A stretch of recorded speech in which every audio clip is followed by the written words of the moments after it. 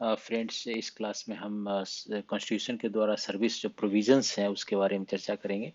Constitution में services के बारे में पार्ट 14 में आर्टिकल 308 से लेकर के 323 में चर्चा की गई है। इसमें जो प्रोविजंस हैं, कॉन्स्टिट्यूशन कॉन्स्टिट्यूशन प्रोवाइड करता है ऑल इंडिया सर्विसेज,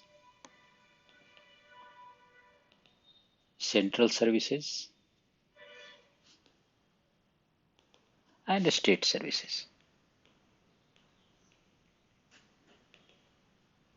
इसमें आगे हम चर्चा करेंगे। ऑल इंडिया सर्विसेज उसको कहा जाता है जो कि उस सर्विस के जो मेंबर्स हैं वो इंडिया के किसी भी स्टेट में या फिर यूनियन गवर्नमेंट में कहीं भी डेपुटेशन पे या सर्विस कर सकते हैं।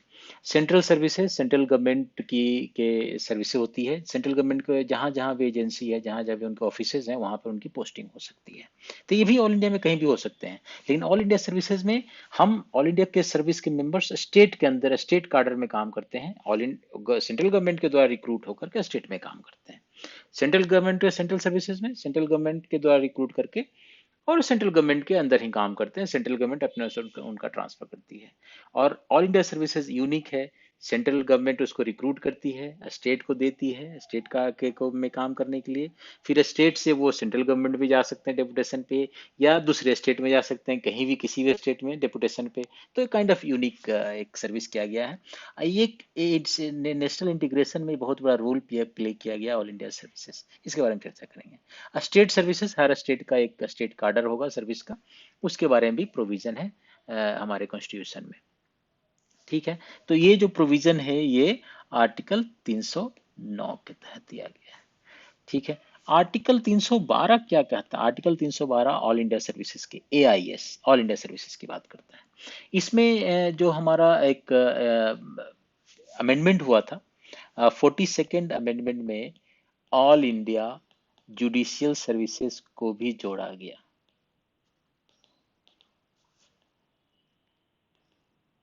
Right, all India. लेकिन इस संबंध में अभी तक भी कोई भी आगे लॉ नहीं बना है, ये इम्प्लीमेंट नहीं हो पाया है।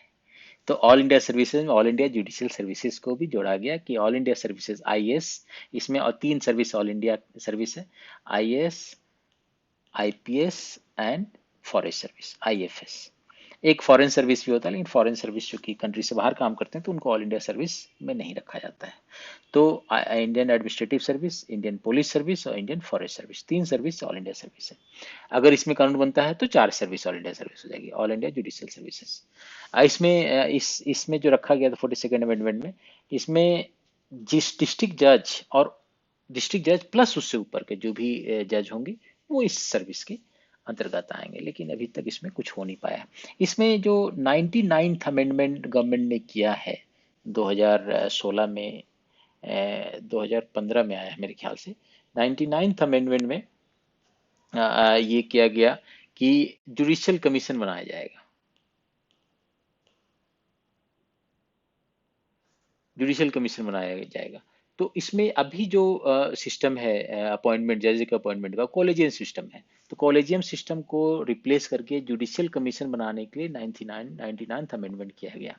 लेकिन सुप्रीम कोर्ट ने ये जो पूरा अमेंडमेंट है इसको नल एंड वॉइड कर दिया जुडिशियल रिव्यू के द्वारा। आर्टिकल 13 में जो जुडिशियल रिव्यू की पावर है उसके द्वारा, कि ये अगेंस्ट द बेसिक स्ट्रक्चर है, ये इंडिपेंडेंस ऑफ जुडिशियरी में इंटरफेरेंस है। तो उसके तहत 99th अमेंडमेंट को नल एंड वॉइड घोषित कर दिया गया।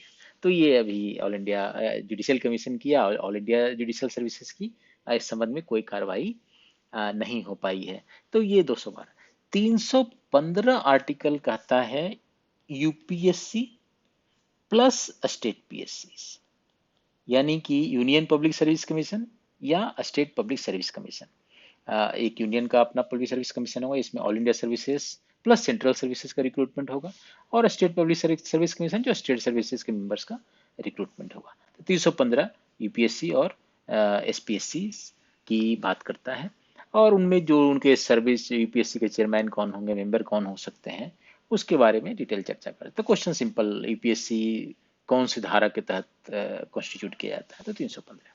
इसके अलावा आर्टिकल 323A एंड 323 बी जोड़ा गया। ये जोड़ा गया है 42nd अमेंडमेंट से भी जोड़ा गया है।